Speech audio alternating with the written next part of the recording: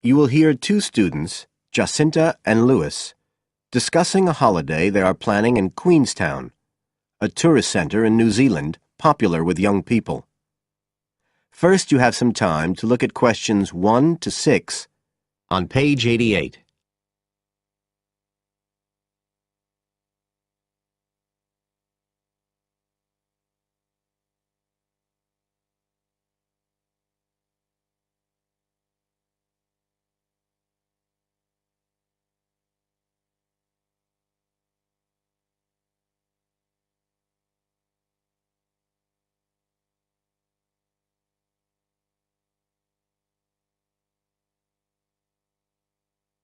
You will see that there is an example which has been done for you. On this occasion only, the conversation relating to this will be played first.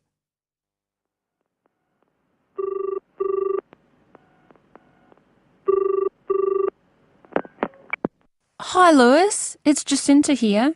Oh, hi, Jacinta. I was just going to call you. I was thinking we ought to do something about accommodation for our trip to Queenstown. Yeah, actually, that's just why I rang you. I've been looking on the internet. There was one place that looked okay called Traveller's Lodge, but when I checked availability for January, when we're planning to go, I found it was fully booked. Right. Well, we'd better do something now, I suppose. Traveller's Lodge is fully booked, so fully booked has been written in the space. Now we shall begin. You should answer the questions as you listen, because you will not hear the recording a second time. Listen carefully and answer questions 1 to 6.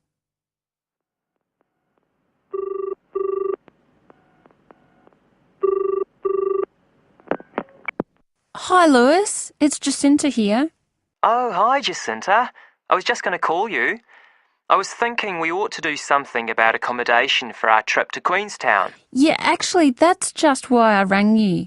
I've been looking on the internet. There was one place that looked okay called Traveller's Lodge, but when I checked availability for January, when we're planning to go, I found it was fully booked. Right. Well, we'd better do something now, I suppose. I've actually got a list up here on the computer. There's one place called Bingley's that looks possible. It's $1975 a night. That's US dollars. They quote all the prices in US dollars. So that's about 26 or 27 New Zealand dollars. That's okay. That'll be in a dormitory, is it? Yeah, they say 8-bed dorms, and the hostel's right in the town centre, and they've got a cafe. They have theme nights every weekend, whatever that means. Oh, you know, like certain sorts of food and music. And people might wear special clothes like that Egyptian evening we went to last year. Oh, okay. What else? They've got a sun deck area, and then all the usual things, internet access and so on. Sounds good. Was there anywhere else? Yeah, a couple more places. There's one called Chalet Lodge, which is just 18 US dollars. That's for a bed in a 12-bed dorm. They do single and family rooms as well. It looks as if it's a bit out of town. Says it's got an alpine setting, a quiet alpine setting. What do you think? Not sure. Oh, but actually, it's not far out at all. It says 10 minutes walk from town, so... Oh, and it says it's children friendly. I'm not so sure about that. What about the third place? That's called Globetrotters. Let's see. They do private rooms or 5-bed dorms for $18.50. It's in the centre, just by the lake, and that includes breakfast. Didn't the other two? I don't think so. They didn't mention it, so probably not. Oh, and it says something about a free skydive. Wow.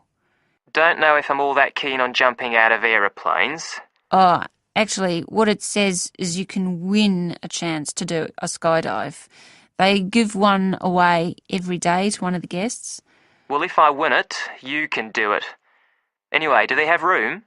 Yeah, I checked the availability. Shall I go ahead and book there then? Fine. You now have some time to look at questions 7 to 10 on page 89.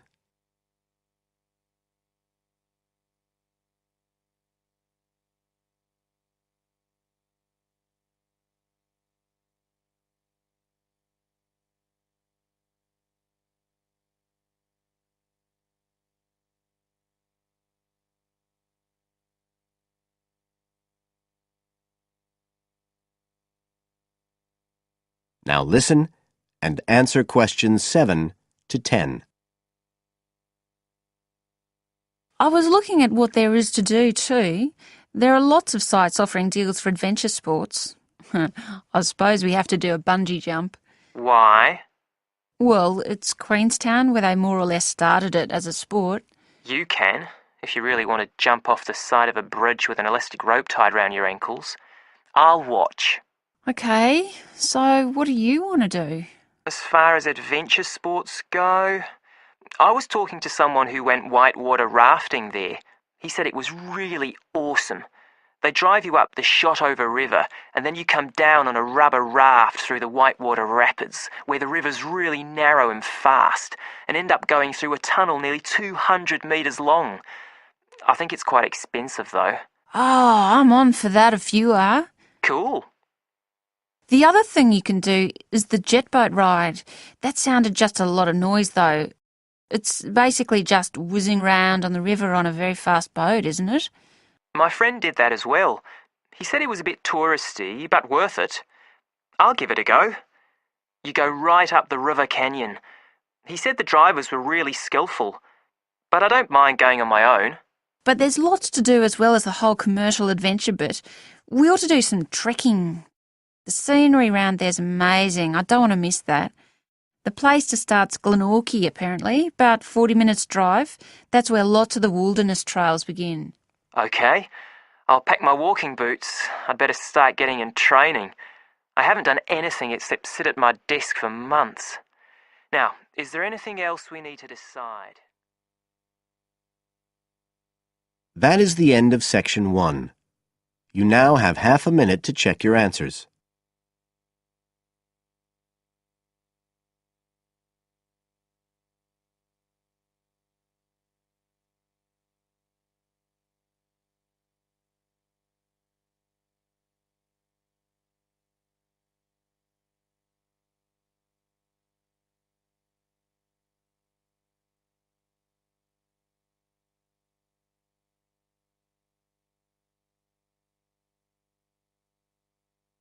Now turn to section 2 on page 90.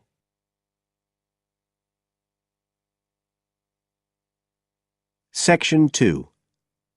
You will hear a local radio program about cycling courses in London. First, you have some time to look at questions 11 to 14 on page 90.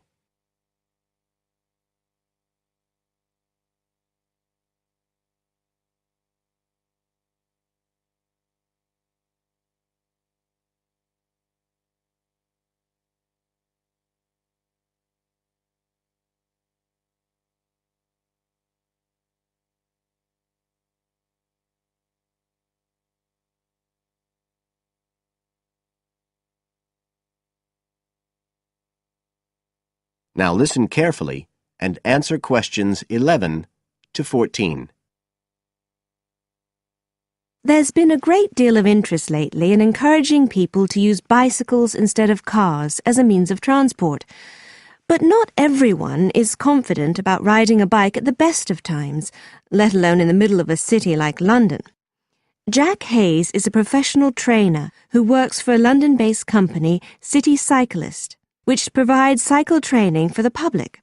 What exactly does City Cyclist do, Jack? Well, our basic purpose is to promote cycling as a sustainable form of transport. We believe the best way to promote cycling is to teach people to use their bikes safely and with confidence. In European countries, people all learned from their parents, and they also learned in school. And when I tell them I teach people to ride bikes, they laugh.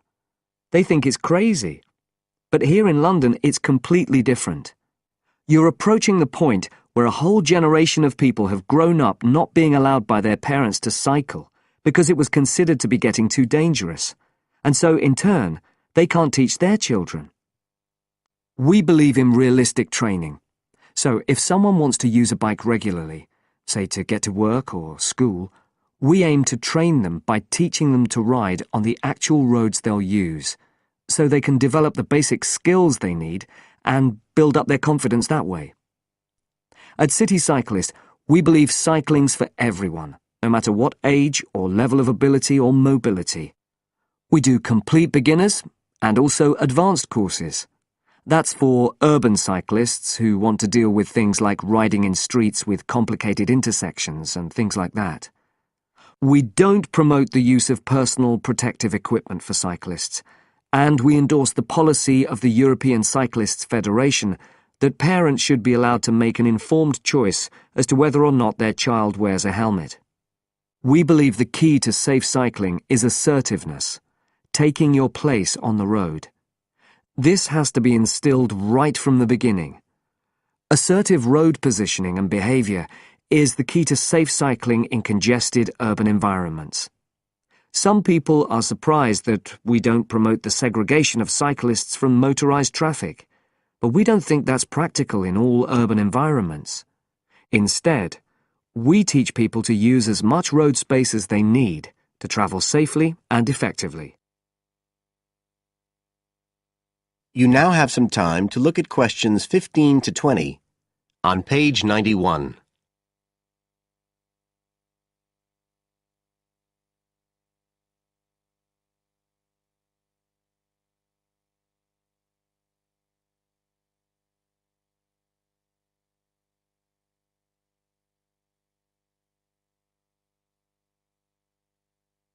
Now listen and answer questions 15 to 20.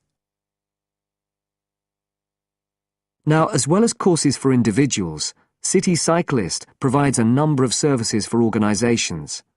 For example, we can deliver fun, safe cycle training activities at schools, arranging courses so that the disruption of curriculum time is kept to a minimum. As well as this, in order to promote safe cycling, we have provided training courses for employees and staff of local councils. And we are also increasingly looking at developing training courses in companies in order to help employers work towards green transport plans by helping to increase the number of staff cycling to work. Right, so that's a brief summary of what we do. If any listeners would like to find out more about the organisation, you can have a look at our website. That's City Cyclist. C-I-T-I cyclist.co.uk. And in order to book lessons, you can either phone us on 020 7562 4028 or do it online. There's an application form on our website, and you can just download that and send it in. We charge £27.50 per hour for one-to-one lessons, plus £6 for each extra person. So you're looking at just £39.50 for a family of 3, say. If you've never been on a bike in your life before, we reckon we can get you riding in 1 hour, and for most people a course of road training usually takes 3 hours.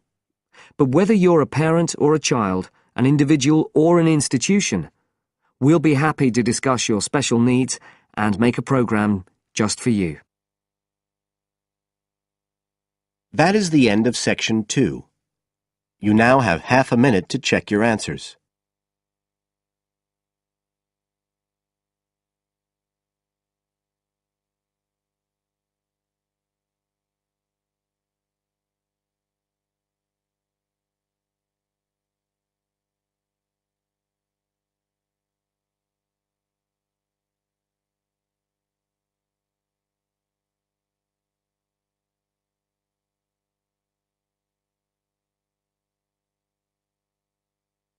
Now turn to section 3 on page 92.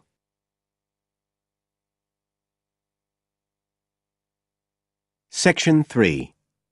You will hear 2 students, Sharon and Zhao Li, talking to their tutor about a presentation they gave the previous week. First, you have some time to look at questions 21 to 23 on page 92.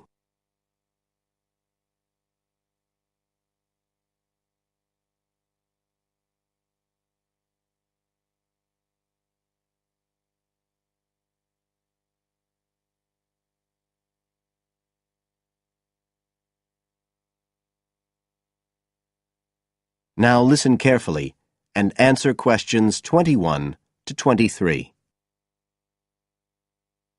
So, Sharon and Zhao Li, in your presentation last week, you were talking about the digital divide, the gap between those who can effectively use communication tools, such as the internet, and those who can't. And you compared the situation here in Northern Ireland with southeast China. Right. So I asked you to do some self-evaluation, watching the video of your presentation and thinking about the three main criteria you're assessed by: content, structure and technique. What do you think was the strongest feature of the presentation when you watched it? Sharon? Well, I was surprised actually, because I felt quite nervous. But when I watched the video, it didn't show as much as I expected. So which of the criteria would that come under? Confidence? That's not actually one of the criteria as such. Zhao Li? Technique? It's body language and eye contact, isn't it? Well, I didn't think I looked all that confident, but I think that our technique was generally good, like the way we designed and used the PowerPoint slides. So, you both feel happiest about that side of the presentation? Yeah. OK, now on the negative side, what would you change if you could do it again? Well, at first I'd thought that the introduction was going to be the problem, but actually I think that was okay. We defined our terms and identified key issues. It was more towards the end. The conclusion wasn't too bad, but the problem was the questions. We hadn't really expected there'd be any, so we hadn't thought about them that much. OK, anything else? Well, like Zhao Li says, I thought the conclusion was okay, but when I watched this on the video, I thought the section on solutions seemed rather weak. Can you think why? Well, we explained what people are doing about the digital divide in China and Northern Ireland, but I suppose we didn't really evaluate any of the projects or ideas. It was just a list, and that was what people were asking us about at the end mostly. You now have some time to look at questions 24 to 30 on page 93.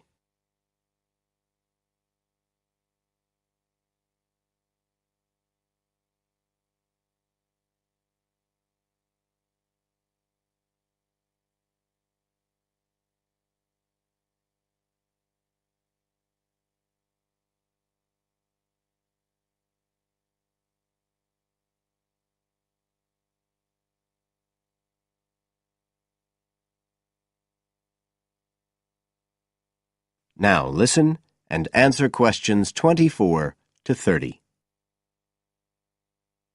OK.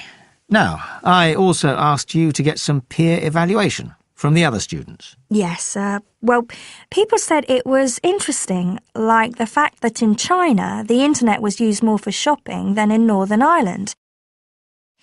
They said sometimes it was a bit hard to understand because we were talking quite fast, but we didn't think so when we watched the video. No, it's a bit different, though, because you know all this information already. If you're hearing it for the first time, you need more time to process it. That's why signposting the structure and organisation of the talk is important. That seemed okay. No one mentioned that as a problem. Some people said that we could have had more on the slides, like some of the other groups had nearly everything they said written up on the visuals as well. But other people said the slides were good. They had just the key points. Yes. And most people said we had quite good eye contact and body language. They all pointed out we'd overrun. They all said we were 5 minutes over. But we timed it afterwards on the video, and it was only 3 minutes. We were a bit unsure about the background reading at first, but I think we did as much as we could in the time. Anyway, no one commented on that under content. But one thing that did come out was that they liked the fact we'd done research on both Northern Ireland and China. Most other people had just based their research on one country. We managed to get quite a lot of data from the internet, although we had to do our own analysis, and we did our own surveys as well in both countries. So the class gave us best feedback for content, but it was all okay. Right. Well, that's quite similar to the feedback I'm giving you. I was very impressed by the amount of work you'd done and by your research methodology. So, actually, I'm giving you full marks for content. 5. The structure of the presentation was good, but not quite as good as the content. So, I gave that 4. And the same for technique. So, well done. Thank Thank you. you.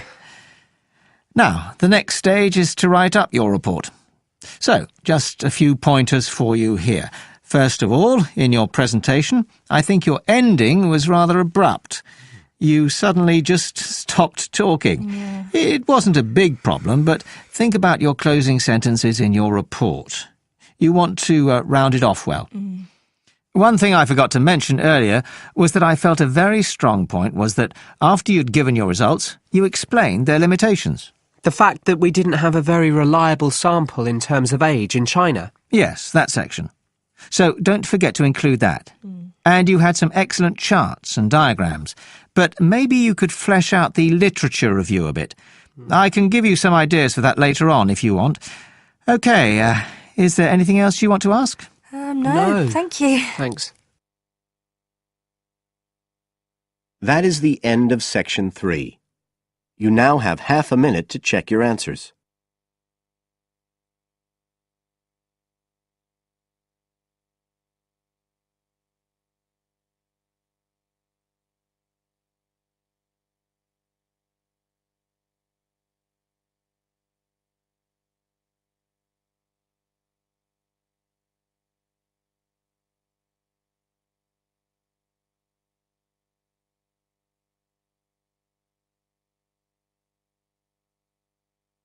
Now turn to section 4 on page 94.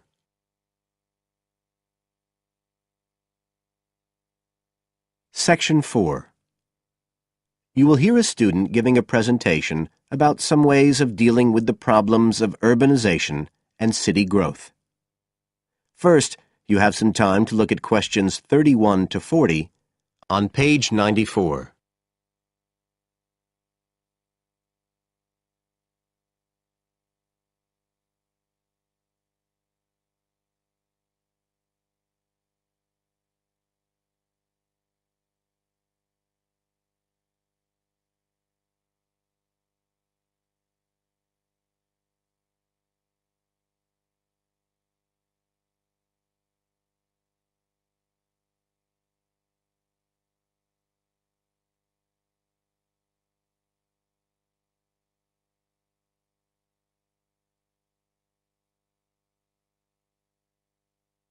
Now listen carefully and answer questions 31 to 40. Well, Adam's just been talking about some of the problems that have resulted from the rapid growth of cities in the last 100 years. Things like housing, sanitation, crime and so on. For my presentation, I'd like to look at some examples of what cities are doing to try to solve some of these problems. As part of its Healthy City program, the World Health Organization, the WHO, has come up with a set of criteria for a healthy city. The WHO says that, amongst other things, a healthy city must provide a clean environment which is also safe. It mustn't be dirty or dangerous for its inhabitants. As well as that, the WHO says a healthy city has got to be able to satisfy its inhabitants' basic needs. That's all its inhabitants, not just the rich ones or the ones with jobs, everyone who lives there. A third criterion, is that it's got to have health services which can be used by all the inhabitants and which they can access easily. The final point's to do with local government. The WHO says this is something that the whole community should be involved in, not just a few powerful politicians or businessmen. So, a healthy city is not just a matter of avoiding illness, that sort of healthiness. It's the way that the whole city works together for the benefit of its population. OK, so what I'd like to do now is to look at some projects in different cities around the world where cities have tried to meet these criteria, to make their cities healthy ones.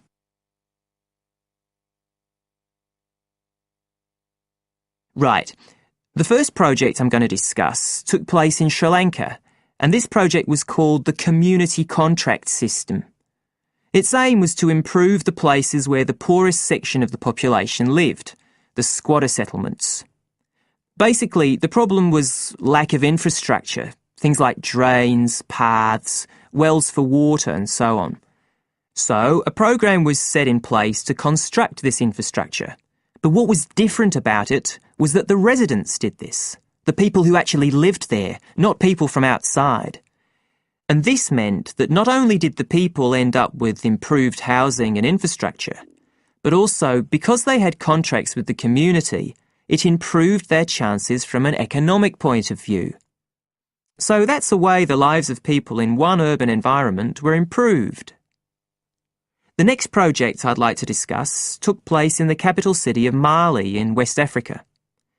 This project involved setting up a cooperative to try to solve the problems of sanitation in the old central quarters of the city. One of the main problems was a lack of a system for garbage collection, which meant that there were a lot of insects, and this was causing disease.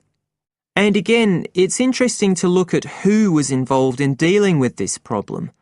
In this case, the cooperative involved students who had graduated from secondary school in getting a system going.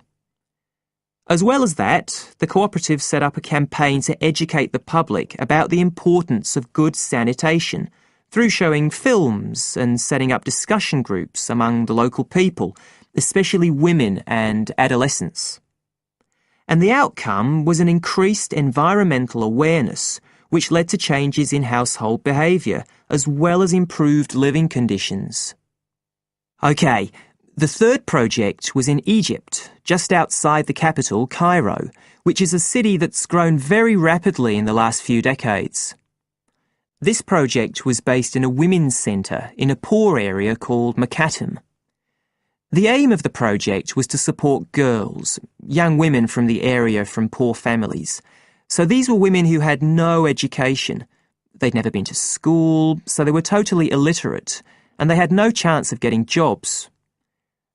At the Women's Centre, they were shown how to sew and how to weave, and once they'd learned these skills, they were given the equipment, a sewing machine or a loom, so that they could make things to sell and have a chance of earning their own living. And this project has meant that these young women have greater status in the community, but as well as that, they can enjoy a better quality of life. So I don't think the problem is that cities are bad. This world and its cities have the resources to provide for the population that lives there. What it takes is a stronger will and a better distribution of resources. That is the end of section 4. You now have half a minute to check your answers.